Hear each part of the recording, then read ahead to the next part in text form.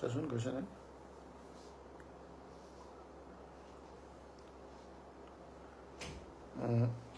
रंजन साइडे গৈছে নাই रंजन नमस्कार नमस्कार গৈছে নাই रंजन নাই জন হ্যাঁ কি হল এটা হ্যাঁ জানে নেকি হেল্ল' শুনিছেনে আপোনালোক কোনোবাই নাই শুনা চাচোন তই তোৰটো চা ৰঞ্জন নমস্কাৰ নমস্কাৰ আপোনালোকে শুনিবলৈ পাইছানে বাৰু শুনিছেনে যদি শুনিছে তেতিয়াহলে মই কব আৰম্ভ কৰিব পাৰো শুনিছেনে বাৰু শুনিছেনে নমস্কাৰ আপোনালোক সকলোলৈকে মোৰ ফেসবুকৰ বন্ধুসকল আপোনালোক সকলোলৈকে নমস্কাৰ জনাই মই কেটামান কথা পাতিব খুজিছো আপোনালোকৰ লগত অসমৰ ৰাজনীতিৰ বিষয় কিন্তু মই সেই বিষয়টো আপোনালোকৰ সন্মুখত আলোচনা কৰাৰ আগতে আপোনালোকৰ লগত আলোচনা কৰিব খুজিছো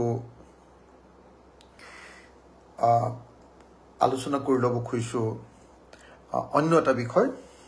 শুনি আছেনে ৰঞ্জন শুনি আছেনে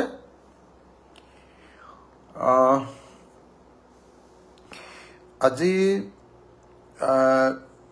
দিনটো যথেষ্ট ঘটনাবহুল দিন হিচাপে পৰিগণিত হৈছে খুব বেয়া খবৰ দুটা আছে এটা হল আমাৰ তিতাবৰত এগৰাকী গাভৰু ছোৱালী ৰেপ কৰি হত্যা কৰা বুলি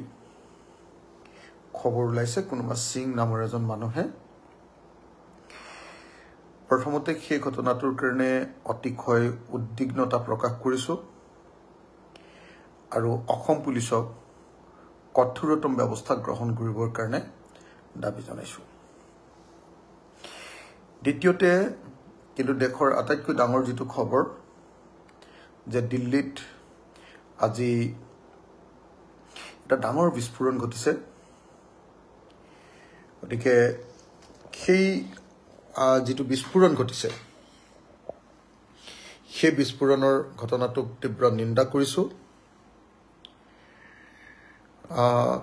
অতি দুৰ্ভাগ্যজনক কথা আমাৰ দেশৰ ৰাজধানীত এনেকুৱা ধৰণৰ ঘটনাটো দিল্লীত সন্ত্ৰাসবাদীয়ে নে আন কোনোবাই কোনেটো নাজানো আমি আজি যেটো বিস্ফোৰণ ঘটালে এতিয়ালৈকে 8 জন মানুহক হত্যা কৰিলে বুলি খবৰ পোৱা গৈছে এই ঘটনাটোৰ কাৰণে মই ৰাজ্যৰ দলৰ সভাপতি হিচাপে খেদ প্ৰকাশ কৰিছো দুখ প্ৰকাশ কৰিছো আৰু মৃতকৰ পৰিয়ালবৰ্গলৈ ৰাজ্যৰ দলৰ তৰফৰ পৰা সমবেদনা জ্ঞাপন কৰিছো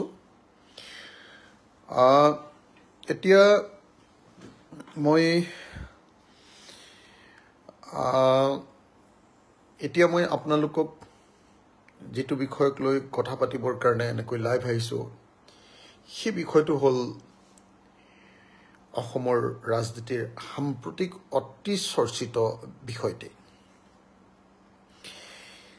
আজি আমাৰ মন্ত্ৰী যোগেন মোহন ডাঙৰীয়া যোগেন মোহন এতিয়া কিহৰ মন্ত্ৰী ময়ো ভালকৈ নাজানো দেই কাৰণ তেখেতক ৰাজহ মন্ত্ৰীটো এৰুৱাই দিলে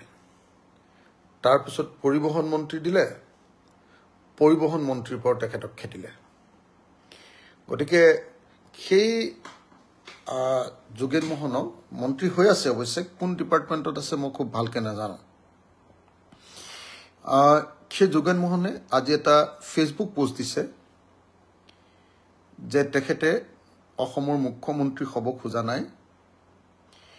তেখেতে কৈছে যোগেন মোহনে কৈছে যে কোনোবা সংবাদ মাধ্যমত তেখেতক বিজেপি দলে মুখ্যমন্ত্ৰী পাতিব বুলি বাতৰি ওলাইছে মই সেই সংবাদ মাধ্যমত তেনেকুৱা বাতৰি কোনো দেখা নাছিলো কিন্তু আজি যোগেন দাই কৈছে যে সংবাদ মাধ্যমত বাতৰি ওলাইছে যে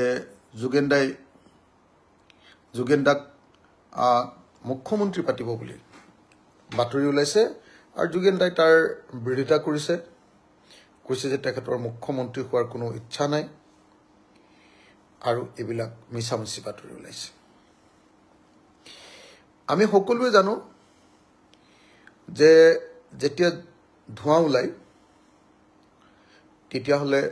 কৰবাত অকণমান হলৈ জুই জ্বলে